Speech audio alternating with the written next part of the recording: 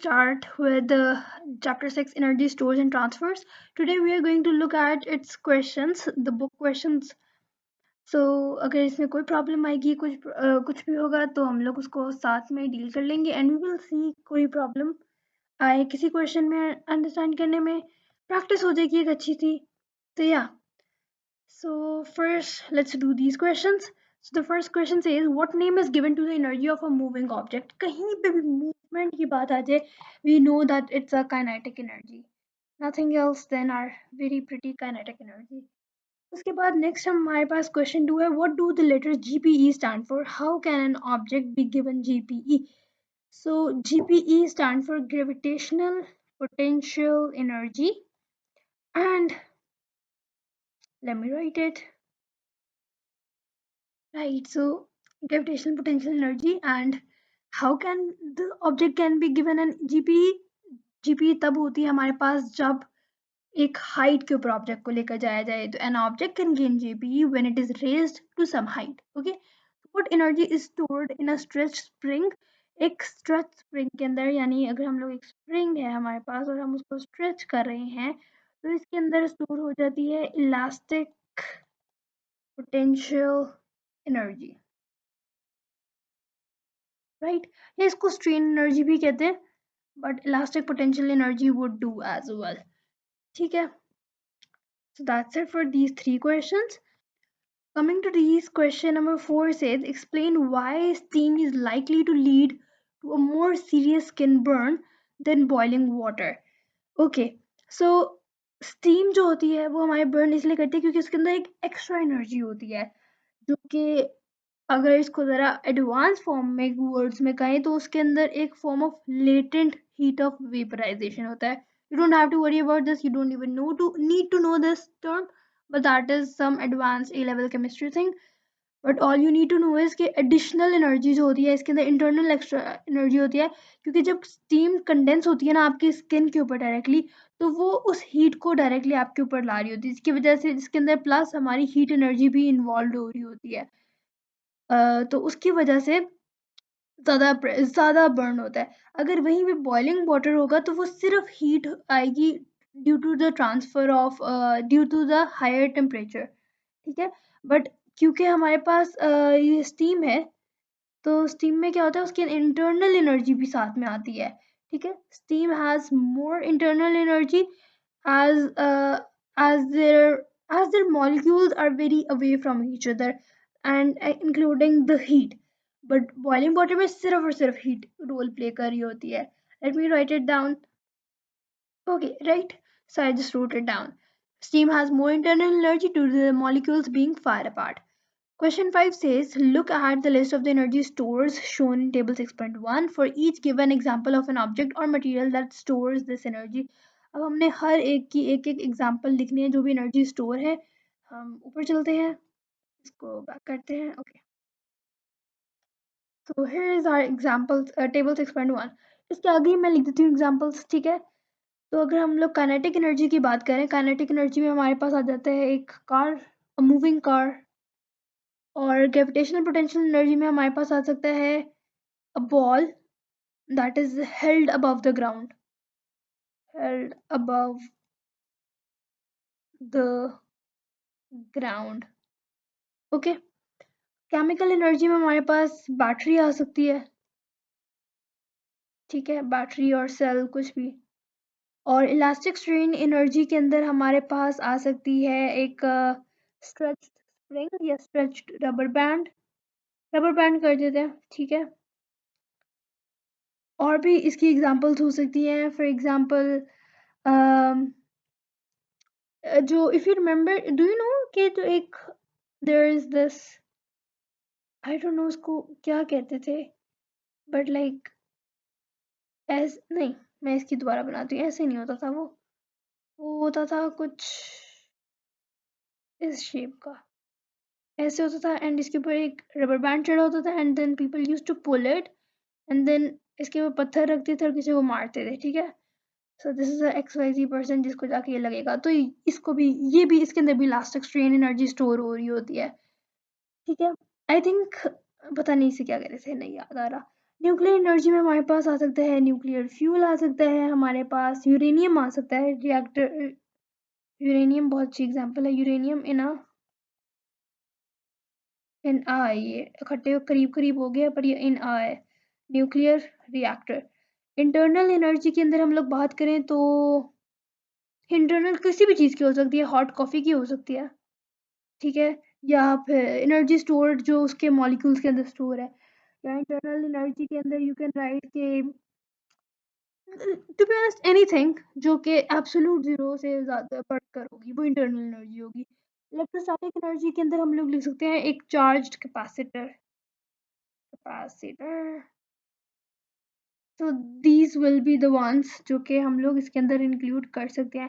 Chemical energy में battery cell के अलावा हम लोग यहाँ पे फूड भी कर सकते हैं, फूड के अंदर भी केमिकल एनर्जी स्टोर होती है। जीपीई में कोई भी ऐसे जिसके अंदर height involve sorry height involve और काइनेटिक एनर्जी में वो कुछ भी जिसके अंदर स्पीड इन्वॉल्व हो या मूवमेंट इन्वॉल्व हो। Coming back to question number 6, look at the physical cues in the left column of table 6.2 and write down which energy store is changing. So physical clue है कि material change कर रहा है shape, जहाँ पे shape change आ गई ना उसका मतलब है वो इलास्टिक होती है। हाँ, ये स्प्रिंग को अगर सोचा जाए उस सेंस में। ऑब्जेक्ट चेंजेस स्पीड, स्पीड की कहीं भी बात आ जाए दैट्स काइनेटिक। उसके बाद chemical reaction that's very obvious chemical.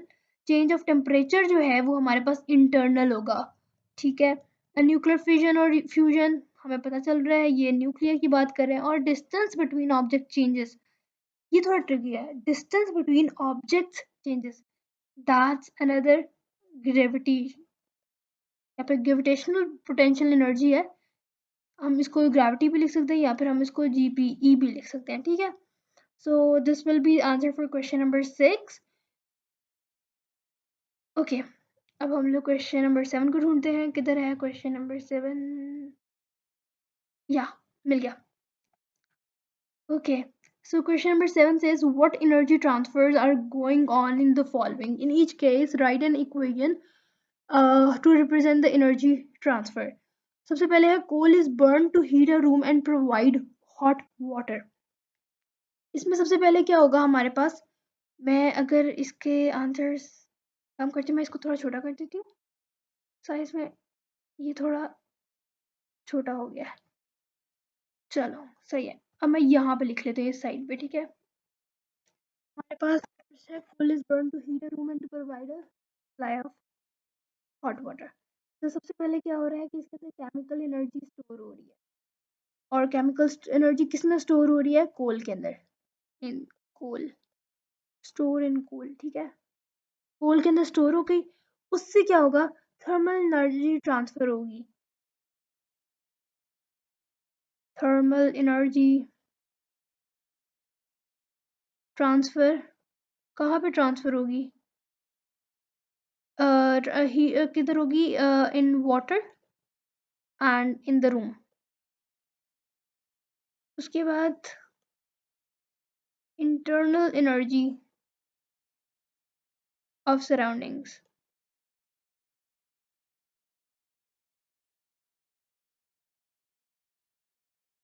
ये हमारे पास स्टोर हो जाएगी, ये ए पार्ट के अंदर हो जाएगा, क्योंकि कोल जो है वो पहले बर्न हो रहा है केमिकल एनर्जी की वजह से, हीट कर रहा है रूम को और हॉट वाटर को कर रहा है, और फिर इंटरनल एनर्जी उसको स्टोर कर रही है, ये ए पार्ट के अंदर होगा।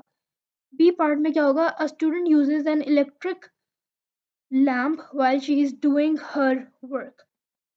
तो इसके अंदर वो बेसिकली क्या कर रही है, पहले हमारे पास इलेक्ट्रिकल एनर्जी है, इलेक्ट्रिकल है जो कि स्टूडेंट यूज कर रही है, ठीक है। तो ये यहाँ से जाएगी और it will increase the internal energy. किसकी इंटरनल एनर्जी इंक्रीज करेगी, बल्ब की, क्योंकि वो हीट अप हो रहा होगा, ठीक है। तो साथ में लाइट एनर्जी का आगे आएगा, it will increase the internal energy.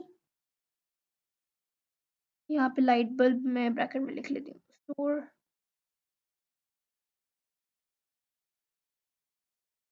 Light bulb, ठीक है, यहाँ पे स्टोर हो जाएगी। उसके बाद लाइट एनर्जी होगी, ये एलिमिनेट करने के लिए, लाइट चलाने के लिए, ठीक है, लाइट एनर्जी होगी, ये ट्रांसफर हो चुकी होगी। और उसके बाद ये जो होगी आगे थर्मल एनर्जी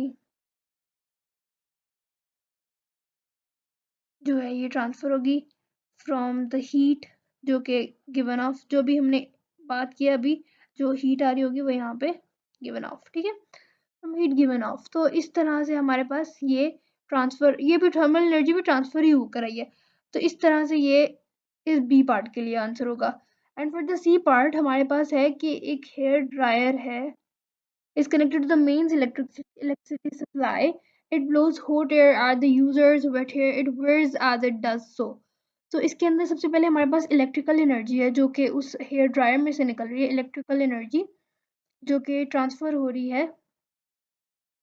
पहले वो जा रही है काइनेटिक एनर्जी में जो फ़ैन है उसका जिसकी वजह से उसके बाल उड़ रहे हैं। उसने कहा है ना it wears as it does so it means वो उड़ रहे हैं ठीक है किसका ऑफ द फैन या जो भी हेयर ड्रायर का है ठीक है। उसके साथ साथ अच्छा एक चीज़ यहाँ पे जो मैंने ये ब्रैकेट्स थोड़े से एक मिनट अच्छा यहाँ से कन्वर्ट हो रही है यहाँ से light energy plus thermal energy होना चाहिए क्योंकि लाइट और थर्मल एनर्जी मतलब दोनों हैं एक उसको कन्वर्ट नहीं कर रहा वो दोनों एग्जिस्ट कर रहे हैं ठीक है। इंटरनल एनर्जी से वो लाइट एनर्जी में जाता है लाइट एनर्जी और थर्मल एनर्जी दोनों में आता है ठीक है। इलेक्ट्रिकल से इंटरनल एनर्जी हुई जो कि लाइट बल्ब में आई लाइट बल्ब के थ्रू लाइट एनर्जी और थर्मल एनर्जी हुआ क्योंकि एक बल्ब होता है काफ़ी देर तक चलता रहे तो गर्म हो जाता है। इधर क्या है वो केमिकल एनर्जी से थर्मल एनर्जी में कन्वर्ट हुआ थर्मल एनर्जी से इंटरनल एनर्जी में चला गया। इधर भी इलेक्ट्रिकल एनर्जी से वो काइनेटिक एनर्जी में गया और साथ ही साथ में उसके पास क्या हुआ क्योंकि उसका आवाज़ भी तो आ रही है जो हेयर ड्रायर के साथ ठीक है। तो वो थर्मल एनर्जी भी हमारे साथ आ रही है जो कि ट्रांसफ़र हुई है और वो क्या कर रही है एयर को हीट कर रही है हीटिंग द एयर और साथ में हमारे पास साउंड एनर्जी होगी। अच्छा एक्चुअली मैंने ना गलत बोल दिया जो इट वेयर्स का मतलब होता है जो आवाज़ बट ऑब्वियसली उसके बाल उड़ रहे हैं क्योंकि वो ब्लो कर रहा है तो मैं ये कहना था मैंने वेयर्स बोल दिया था ठीक है। ये विरिंग नॉइज़ जो है वो साउंड एनर्जी की वजह से होगी। तो इस तरह से ये तीनों इक्वेशंस इस तरह से लिखी जाएंगी और you need to think of कि हो क्या रहा है इसको सोच के करना है कि एक प्रोसीजर से दूसरे प्रोसीजर पे कन्वर्ट हो रहा है और उनके साथ साथ क्या निकल रहे हैं।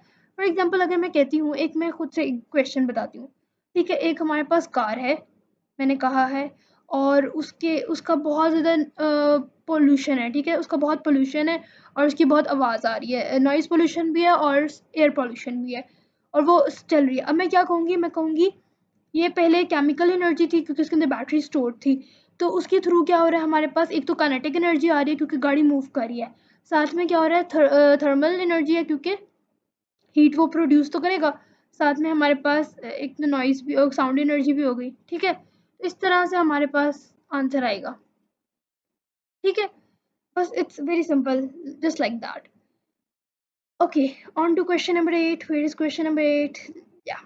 A light bulb is supplied with 60 joules of energy each second. Uh, how many joules of energy are transferred from the bulb each second? अच्छा यहाँ पे उसने हमसे क्वेश्चन जो किया है देखो हाँ देखो अब उसने कहा लाइट बल्ब जो है वो सप्लाई किया गया 60 जॉल ऑफ एनर्जी हर सेकंड में तो एनर्जी ट्रांसफर कितनी हुई from the bulb each second में तो वो भी हमारे पास 60 जाउल ही होगी क्योंकि उतनी ही क्योंकि उसने ऑलरेडी कहा है कि since the bulb is supplied with 60 joule per second all 60 joules are transferred each second. तो क्योंकि उसने एक सेकंड की बात किया तो 60 जाउल्स पर सेकंड किया तो that obviously means the same thing 4 joule of energy are transferred from the lamp each second as light. How many joules of energy are transferred each second by heating? तो इसका मतलब है अगर 4 joule per second जो है वो transfer किया गया एज लाइट तो रिमेनिंग एनर्जी जो हमारे पास ट्रांसफर हुई वो कितनी होगी 6 माइनस 4 तो हमारे पास 56 joule per second होगी by heating. That's it. Okay, on to question number 9. Where is question number 9? Yes, here it is. Question number 9 says, in what way is energy usually wasted? So, energy is usually wasted in the form of sound, बल्कि thermal, heat energy. Thermal energy सबसे ज़्यादा हर चीज़ में तो thermal आ जाती है. So, yeah, thermal. Heat energy हर जगह waste हो रही होती है। Name another way in which energy is often अब साउंड हम लोग लिख सकते हैं, ठीक है। Give 3 reason why it is important not to waste energy. सबसे पहले तो इन्वायरमेंट को प्रोटेक्ट करने के लिए, इन्वायरमेंट प्रोटेक्शन, क्योंकि बहुत ज़्यादा वेस्टेज होती है। And we should waste less energy lower because we should waste less energy because economic savings हो सकती हैं इससे, हम लोग कह सकते हैं इसको। या फिर अगर हम लोग बहुत ज़्यादा जिसको हम लोग वर्डिंग अगर ये भी कह सकते हैं कि एनर्जी एक्सपेंसिव होती है तो वी शुड हेल्प इकोनॉमी, इस तरह से भी कहा जा सकता है। फिर साथ में हम सस्टेनेबिलिटी की भी बात कर सकते हैं, ठीक है। या फिर हम और हमारे पास जो है ये रिसोर्सेज हैं भी बहुत लिमिटेड, तो एक ये भी एक प्लस पॉइंट, और हमें आगे की फ्यूचर्स के लिए, फ्यूचर जनरेशन के लिए संभाल के रखनी चाहिए। तो ये कुछ रीजंस हो सकती हैं। There are multiple reasons but these are the ones that I can think of at the moment. Okay, on to question number 11. Describe energy transfer taking place when charging a mobile phone, including the energy that is wasted. Let me write it down and then I'll let you know. Okay, so I just wrote it that what happens is कि हमारे पास phone जब charge करते हैं तो electrical energy हमें जो charger से आ रही है वो हमारी बैटरी फुल करी है हमारे मोबाइल फ़ोन की।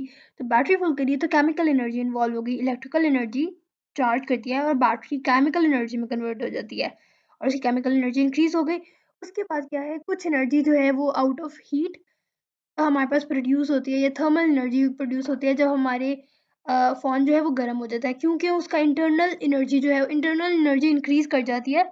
मुझे यहाँ पे शायद अगर हम लोग यहाँ मेंशन करना चाहें तो इंक्रीजेज इट्स इंटरनल एनर्जी भी कह सकते हैं, ठीक है, क्योंकि हमने ऊपर ऑलरेडी मेंशन कर दिया बैटरी का, ठीक है।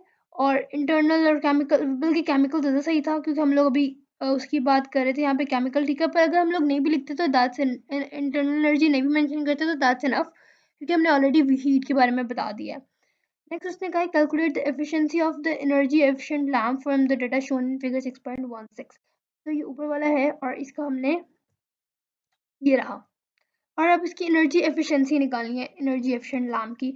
एफिशिएंसी के लिए क्या फॉर्मूला क्या होता है, useful output divided by total output multiply by 100 total output. तो यूजफुल हमारे पास जो निकली है वो 15 जॉल्स है और जो टोटल थी वो 25 थी। तो 15 divided by 25 multiply by 100, if we will do that तो हमारे पास आंसर आता है, let me see, 60%. So that's it.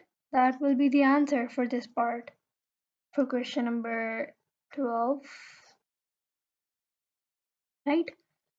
तो क्वेश्चन 12 के लिए हम लोगों ने यहाँ पे सिंपली क्या लिखा था, 15/25 multiply by 100 will give us 60%। उसके बाद नेक्स्ट क्वेश्चन है, title power station is expected to produce 32, expected to produce यानी कि टोटल है, नीचे आ जाएगा 32। और उसने कहा है when the tide provides it with 100 kg of gravitation. अच्छा, okay okay, so I just got it, थोड़ा सा प्रॉब्लम मैंने कर दिया। उसने कहा है कि वो प्रोड्यूस करता है यानी कि ये बनाता है, यूजफुल इतना है, यूजफुल कितना है 32, पर वो प्रोवाइड कितने कर रहे हैं 100, 32 डिवाइडेड बाय 100 और फिर हम उसको 100 से मल्टीप्लाई कर देंगे। तो उसने कहा what is the efficiency, total efficiency के लिए कैंसिल करके 32% हमारे पास आंसर आ जाएगा for this part. Question number 14, a tungsten filament lamp is 4% efficient. Okay, 4% efficient है। और उसके बाद उसने कहा है how much an electrical energy must be supplied to the lamp each second when it produces 6 joules of light per second, यानी वो produce करे 6 joule, यूजफुल पावर आउटपुट जो है वो हमारी 6 joules है और टोटल हमें नहीं पता, उसने कहा बताओ और फिर हमने उसको 100 से मल्टीप्लाई कर दिया। So we have 600 over x is equals to 4, फिर x हमारे पास हो गया 600 डिवाइड बाय 4 और जो कि हमारे पास आंसर आ गया है 150 joules। So that's it for question number 14, जो उसने हमसे मांगा था हमने इसे दे दिया। Coming to the next thing, question 15, where are you? Question 15, wait, काफी नीचे नहीं चला गया? Yes, okay, मिल गया। In the following example, in its objects GP increasing, decreasing or remaining constant, a balloon rises in the air. balloon rise कर रहा है air के अंदर और यानी कि हाइट बढ़ रही है, हाइट के ऊपर जीपी की बात ही हाइट ज़्यादा तो जीपी इंक्रीज, तो ये इंक्रीज कर गया। Bird flies at a constant height, constant height कर रहा है तो इसका मतलब है ना वो डिक्रीज कर रहा है ना वो इंक्रीज कर रहा है, वो कांस्टेंट है। रेन ड्रॉप फॉल्स, हाइट कम हो गई तो यहाँ पे डिक्रीज हो रहा है। क्वेश्चन 16 में कहता है it is claim that Superman can jump 200 meters, यानी कि हाइट हमारे पास 200 मीटर्स है। नेक्स्ट उसने क्या बताया है, वर्टिकली अपवर्ड जा रहा है, if he has a mass of 100 KG, mass हमारे पास 100 केजी का है, तो उसकी जीपी कितनी इंक्रीज हुई, यानी कि हमारे पास जीपी का फॉर्मूला होता है mgh। तो हमारे पास मास है 100, जी हमारे पास 10, और हाइट जो है वो हमारे पास 200। So this will give us 200,000. So that will be 2 into 10 raised to power 5 joules. So this will be done. Question 17, a raindrop weighs 1 into 10 raised to power minus 3 Newton. तो यानी इसका वेट ये है, या फिर हम लोग उसको कह सकते हैं mg, इसका ये है 10 rest power minus 3 Newton. 1 multiply करो ना करो एक ही बात है ना। और जीपी डिक्रीज कर गया 0.8 जाउल्स में, ठीक है। How high was the cloud, तो यानी कि जीपीई जो है, GPE is equal to mgh, तो जीपीई उसका था 0.8, ये mass mass into gravitational potential energy यानी mg उसका था 10 रेस्ट पावर माइनस 3, और एज हमने निकालना है, तो 0.8 divided by 10 rest power minus 3 जो है वो हमारी हाइट निकल आएगी, और इस तरह हमारे पास जो हाइट का आंसर आता है that is 800 meters. Right, let me remove it ताकि हम आगे क्वेश्चन कर सकें। Question number 18 says what does v represent, v means velocity। 19, how much kinetic energy is stored by a bullet with a mass of 10.5 grams, मास हमारे पास है 10.5 grams, और ये ट्रैवल कर रहा है 553 मीटर पर सेकेंड की स्पीड पे, और काइनेटिक एनर्जी का फॉर्मूला होता है हाफ एम वी स्क्वायर, और इसके जो यूनिट्स होते हैं वो केजी में होने चाहिए, तो ये हमारे पास 10.5 ग्राम्स है विच इज़ नॉट राइट, तो हम इसको पहले केजी में कन्वर्ट करते हैं। तो अगर हम लोग 10.5 को केजी में कन्वर्ट करेंगे, क्योंकि स्मॉलर टू बिगर है तो हमें उसको डिवाइड करना पड़ेगा, तो ये हमारे पास मास बन जाएगा 0.0105, ठीक है, ये इस तरह से बन जाएगा। अब ये केजी में बन गया। अब हम लोग हाफ मल्टीप्लाई बाय मास करेंगे जो कि 0.0105 है, और उसको वी स्क्वायर 553 होल स्क्वायर, और जब हमारे पास इसका आंसर आएगा that is going to be 1605 point कुछ आएगा समथिंग, बट इट्स इनफ, हम इतना भी लिख सकते हैं, काफ़ी है। Question number 20 says Usain Bolt has a mass of 86 kg, और जब वो रन करता है with the speed of 12 meter per second, उसकी काइनेटिक एनर्जी क्या है, same half M V square formula use करेंगे, 86 मल्टीप्लाई बाई 12 स्क्वायर, हाफ को भी मल्टीप्लाई करेंगे, and we will get an answer around 6.19 something. So we can also write it like that, 6.2 multiplied by 10 raised to power 3 joules. Last question है, let's do it. Which has more kinetic energy? एक उसने हमें बताया B के ऊपर, B का क्या characteristic है कि B का मास है हमारे पास 2 ग्राम्स का, और वो उसकी स्पीड है 1 मीटर पर सेकेंड। तो अगर हम लोग half M V square formula के अंदर उसको ऐड करते हैं, हाफ 2 1 का स्क्वायर, तो that's going to be 2 2 will cancel out, 1 का स्क्वायर विल बी 1, तो इसके पास 1 जाउल आ गया। और अगर हम लोग वास्प का ट्राई करते हैं, तो वास्प का हमारा जो मास है दैट इज 1 ग्राम, और उसकी स्पीड है 2 मीटर पर सेकेंड। तो हाफ एम वी स्क्वायर हम लिखते हैं, और half multiply by 1 multiply by 2 square, so we will get 1 over 2, यहाँ पे 4 आ जाएगा, तो 2 1s are 2 2 2 is, so यहाँ 2 joules, so that means wasp is the winner. That's it, we don't have any more questions in this chapter. For this exercise we will do exam style questions in the next video, so till then take care, Allah Hafiz.